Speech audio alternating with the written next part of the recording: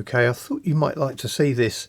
I'm just about to demonstrate what my voice looks like on 3 oscilloscopes at the same time. I'm very excited. I don't know why I'm doing it. There's no rhyme or reason. So let's get right into it, as they say on YouTube. Might have to alter the intensities of these because the camera is quite prone to see. Oh, there we are, there's one. Yeah, I have to just adjust the intensity of that one slightly, just turn that down because the camera is very sensitive to, there we are, that's better, isn't it? Is that better? Oh yes, that's better. So that's one. We have another one here. If we have, there we are, we have that one. That needs a bit more welly, doesn't it? That needs a little bit more. In fact, what I might do is turn this big light out. Actually, a couple of these, that one can go out, can't it? Is that better? And also this big one, the big fluorescent light, banished forever. There we are. Oh, look at that, that's pretty, isn't it? So 3 oscilloscopes, and this is what my voice looks like. So if you sing a note, you sing a note and it goes oh, so that's not a perfect sine wave, but if you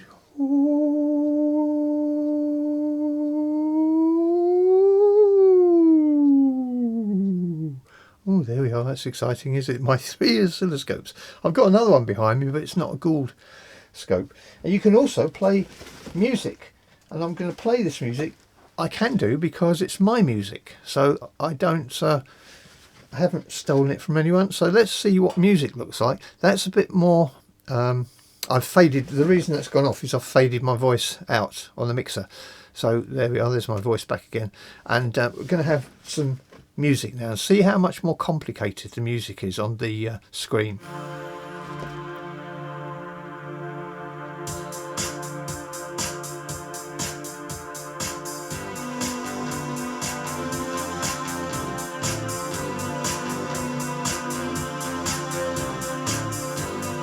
So depending on how you want to view it, you turn the time base and the signal looks different. There we are. And you can turn the time base the other way. And you can also turn the gain down so it's just a very small signal or a large one.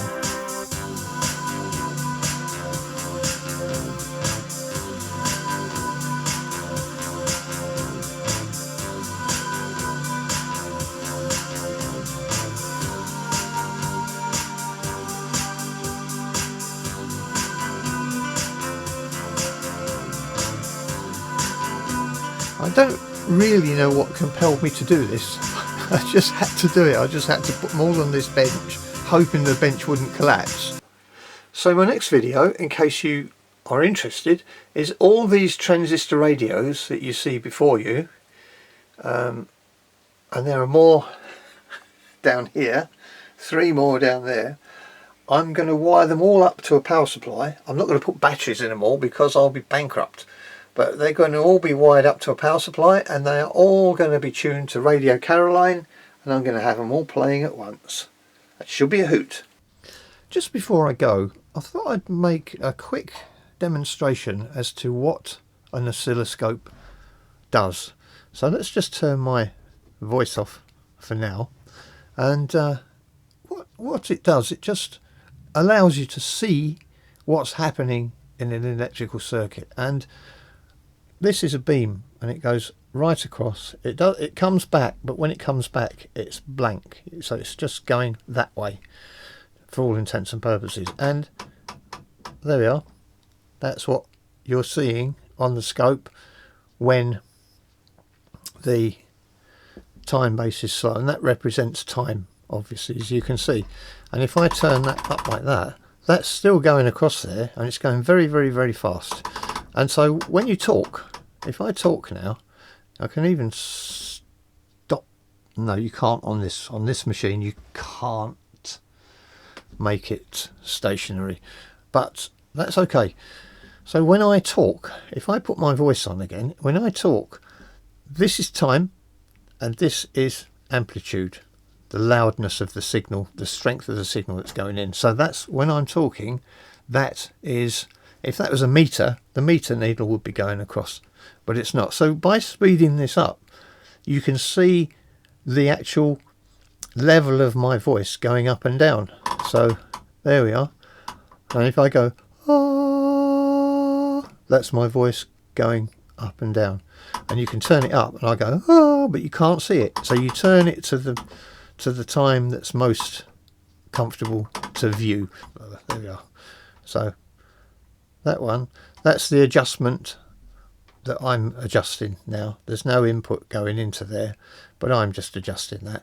And so you can adjust the trace to where you want it to go. And again, if you turn that up, that goes that way, that goes that way. An interesting thing about oscilloscopes and cathode ray tubes, as they're not widely used nowadays, is if you get a magnet like so, and you don't have to go very close to that screen to make it go wibbly wobbly. Look at that. So that magnet, and that's not a particularly powerful magnet, and this is one of our best sellers, and it's made fairly cheaply. Plastic, it's got plastic front, plastic rear. The panels are quite flimsy, but once the machine is all put together, that gives it its strength. A bit like a cardboard box, really, you know. And the switches were a little bit cheaper, but hey, this one's done 40 years with one repair, the one I repaired on the that controller. So the OS 300. So I thought you'd enjoy that. This is aimed at someone that doesn't know what the heck an oscilloscope is, or does. Obviously the later digital oscilloscopes can look at frequencies far higher. They're much faster. You can store things on them.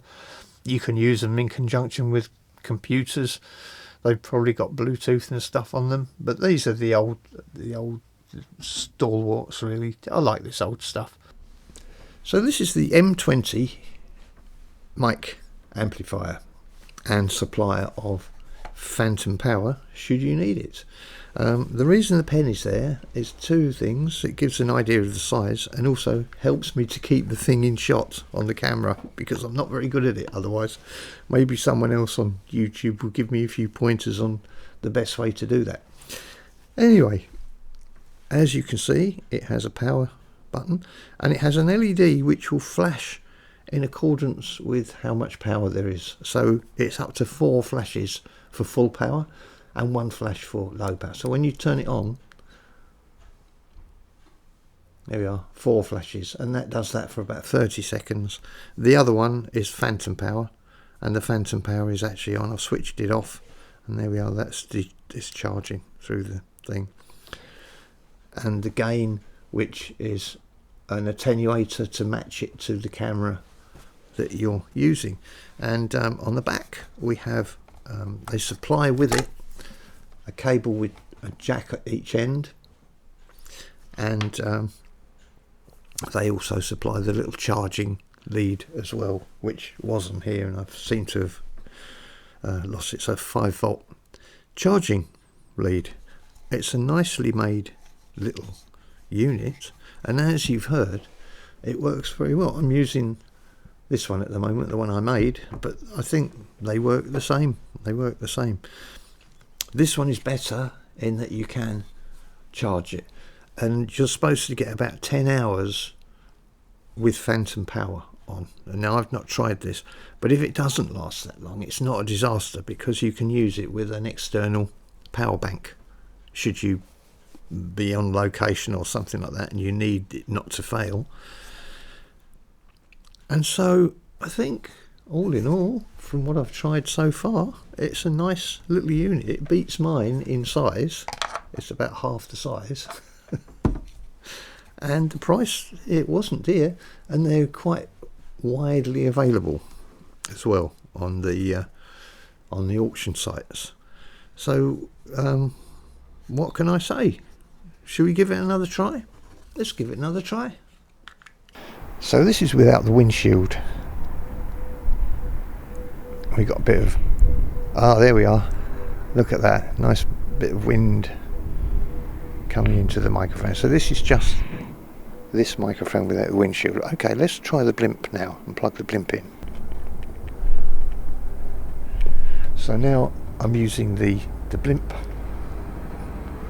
Let's give it a bit more gain because we need... Oh no, we're okay, we're okay.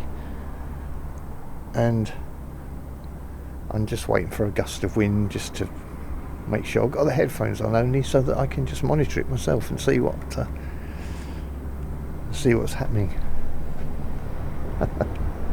hear what's happening. So very directional, this. If I turn that away and talk now, that's very, very, very directional. Ah, there we go. We've got wind now. Trust me, this is gusting with wind. It's not blowing my hair about or anything, but there's a fair enough gust to go on the microphone, to be picked up by the microphone. So I think we can say it's a success. Okay, here we are, my 05 Toyota Corolla, and we are at a momentous milestone in its life. We're almost to the moon. What's that? 250,000 the moon, I think, isn't it? But we're almost... I'm told that for a Toyota, this is not really anything out of the ordinary. But I don't think I've owned a car that has done 200,000 before now. So we're about to see this is my little Canon camera, and I've got about an inch from the dashboard, and it's focusing. It's amazing. A mile to go. Well, much less than a mile now, because I don't know how long that has been at 19999999999 recurring. Not recurring, just 1999999 really.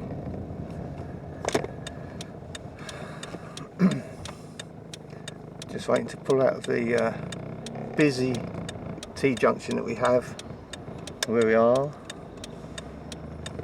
I'm going to miss it, aren't I?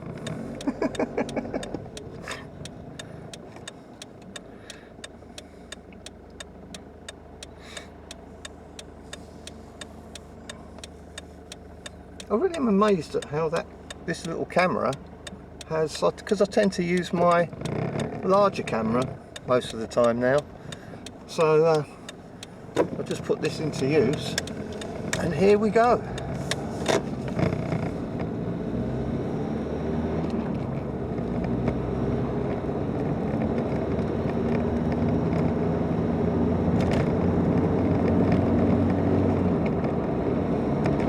I'm so sad. I just wanted to see it change. So if I don't see it change while I'm driving, which is, you can't look at this, obviously it's too dangerous to look at this. There we go. There we go. We are officially 200,000 miles. Oh my God. And we're just coming up to Clacton. I'm just sorry it's wobbling around because I've got it balanced on top of the dashboard. So,